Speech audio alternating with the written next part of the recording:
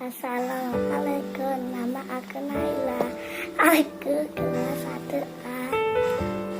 Nah, kali ini Mbak Naila akan bercerita atau mendongeng kisah Nabi Muhammad.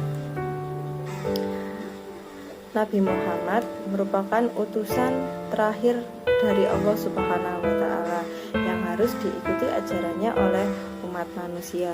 Beliau sendiri merupakan putra dari pasangan Abdullah bin Abu Muthalib dan ibunya adalah Siti Aminah binti siapa? Wahab yang lahir di kota Mekah pada tanggal 12 Rabiul Awal di tahun Gajah.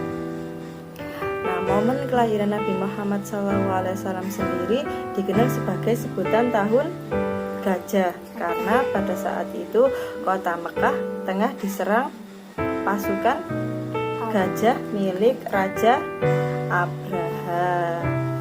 Nah, sebagai seorang keturunan bangsawan, Rasulullah SAW saat kecil sendiri dititipkan serta disusui oleh wanita baik bernama Halimatus Sa'diyah dengan tujuan agar Nabi Muhammad SAW dapat terhindar dari penyakit dan bisa mendapat hawa yang bersih serta mampu mengenal bahasa yang murni secara fasih. Barulah setelah berumur 5 tahun Rasulullah SAW kembali tinggal bersama ibundanya. Nabi Muhammad SAW sendiri termasuk Rasul yang mendapat gelar Ulul Azmi, yakni seseorang yang memiliki keteguhan serta kesabaran besar saat mendapat cobaan dari Allah Subhanahu wa Ta'ala. Muhammad SAW bisa dibilang hidup dengan penuh cobaan. Misalnya saja, beliau telah yatim karena ayahandanya wafat saat Nabi masih berada di dalam kandungan sang ibu. Kemudian, ketika kanak-kanak, beliau pun ditinggal wafat oleh ibundanya, yaitu Siti Aminah. Kemudian, beliau diasuh oleh kakeknya, Abdul Muthalib.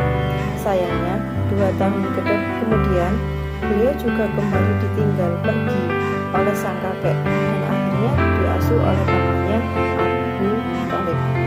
Meski hidupnya diterpa banyak cobaan di umur yang masih belia, namun Rasulullah SAW tetap tumbuh menjadi anak yang berbudi baik dan berakhlak mulia dan penuh kesabaran. Setelah tumbuh dewasa di usia ke-25, Nabi Muhammad SAW menikah dengan Siti Khadijah. Kemudian pada usianya yang ke-35 tahun, beliau mendapat julukan Al-Amin, yakni orang yang dapat dipercaya karena memiliki sifat yang jujur dan selalu berbicara serta berbuat benar. Nah, oleh karena itu kita sebagai anak harusnya mencontoh perbuatan siapa? Nabi Muhammad, yakni harus berbuat jujur, harus berbicara apa adanya, tidak boleh mengada-ngada. Beliau lanjutkan, ketika usia ke-40 tahun, Rasulullah SAW pertama kali mendapatkan wahyu dari Allah Subhanahu wa Ta'ala berupa surat Al-Alaq ayat 1 sampai 5 di Gua Hiro pada tanggal 17 Ramadan. Setelah mendapat wahyu, beliau pun mulai mendakwahkan Islam atas perintah Allah Subhanahu wa Ta'ala, baik secara sembunyi-sembunyi hingga secara terang-terangan. Ya.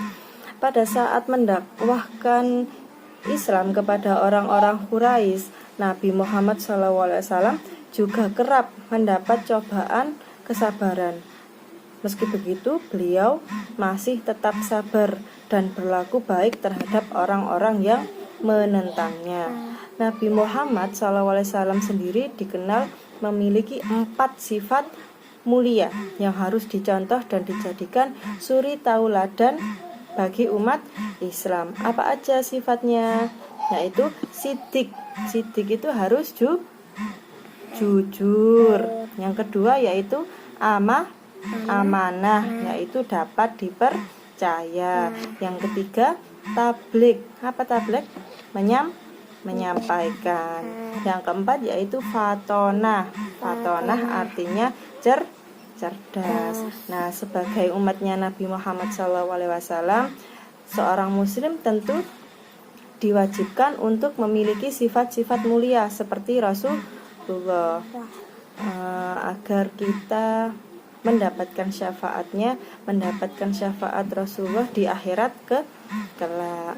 Nah, sampai di sini dulu cerita dari Mbak Naila, kisah tentang Nabi Muhammad SAW. Assalamualaikum warahmatullahi wabarakatuh.